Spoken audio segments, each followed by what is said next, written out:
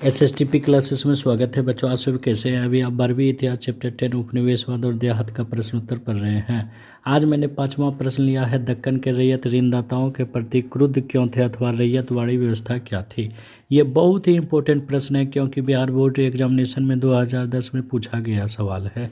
दक्कन मतलब हो गया दक्षिणी भारत, जैसे मुंबई, मद्रास, और रैयत मतलब हो गया किसान, ऋणदाता मतलब हो गया सेठ साहूकार। रैयतवाड़ी व्यवस्था क्या थी, उसका आंसर देखिए, भू राजस्व का वह प्रणाली जिसमें रैयत या किसान तथा सरकार का सीधा संबंध हो और जमींदार का मध्यस्थ अर्थात बीच में नहीं हो, उसे ही रैयतवाड़ी व्यवस्था कहते हैं। रैयतवाड़ी व्यवस्था लागू हुआ 1792 ईस्वी में सबसे पहले मद्रास के प्रेसिडेंसी के बारामहल जिले में, और इसका नामांकन किया सर टॉमस रॉ ने। यह बहुत ही इम्पोर्टेंट ऑब्जेक्टिव है कि रैयतवाड़ी व्यवस्था कब लागू हुई सबसे पहले और इसका नामांकन किसने किया। अब डिटेल से उत्तर देखते हैं बच्चों। हमारा चैनल जरूर लाइक, सब्सक्राइब, कमेंट करें। अच्छा लगे तो दोस्तों के बीच शेयर करना ना भूलें। दक्कन के रैयत किसान ऋणदाताओं के प्रति निम्नलिखित कारणों से क्रुद्ध थे। पहला पॉइंट है ऋण देने से इनकार करना। ऋणदाता द्वारा ऋण देने से इनकार किए जाने पर रैयत समुदाय को बहुत गुस्सा आया। वे इस बात के लिए क्रुद्ध नहीं थे कि वे ऋण के गर्त में गहरे से गहरे डूबे जा रहे हैं अथवा कि वे अपने जीवन को बचाने के लिए ऋणदाता पर पूर्ण रूप से निर्भर हैं, बल्कि वे इस बात से ज़्यादा नाराज़ थे कि ऋणदाता वर्ग इतना संवेदनहीन हो गया है कि वह उनकी हालत पर कोई तरस नहीं खा रहा है। अगला पॉइंट है रूढ़ी रिवाजों का उल्लंघन।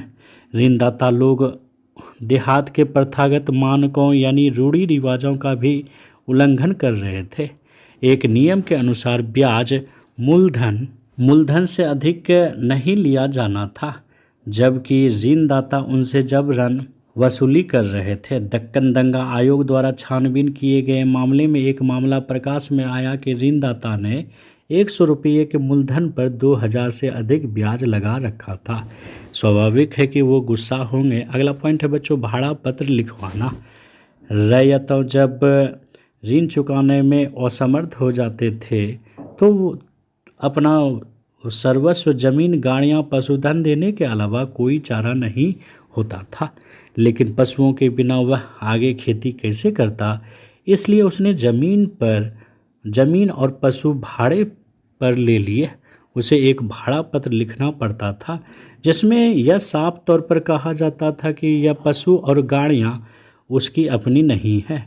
विवाद चलने पर यह दस्तावेज न्यायालयों में मान्य होते थे। अगला पॉइंट है धोखाधड़ी या ठगना। ऋणदाता लोग रैयतों को ठगने के लिए तरह तरह के हथकंडे अपनाते थे। जब ऋण चुकाए जाते थे तो वह रैयत को उसकी रसीद देने से इनकार कर देते थे, बंद पत्रों में जाली आंकड़े भर लेते थे, किसानों की फसल नीची कीमतों पर लेते थे और आखिरकार किसानों की धन संपत्ति पर ही कब्जा कर लेते थे। अगला पॉइंट है बच्चों बंद पत्र पर हस्ताक्षर।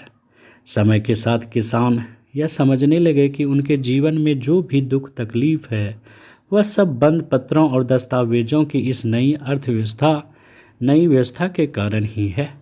उसने दस्तावेजों पर हस्ताक्षर करवा लिए जाते थे और अंगूठे के निशान लगवा दिए जाते थे, पर उन्हें यह पता नहीं चलता कि वास्तव में वे किस पर हस्ताक्षर कर रहे हैं या अंगूठे के निशान लगा रहे हैं। उन्हें उन खंडों के बारे में कुछ भी पता नहीं होता जो ऋणदाता बंद पत्रों में लिख देते थे। वे तो हर लिखे हुए शब्द से डरने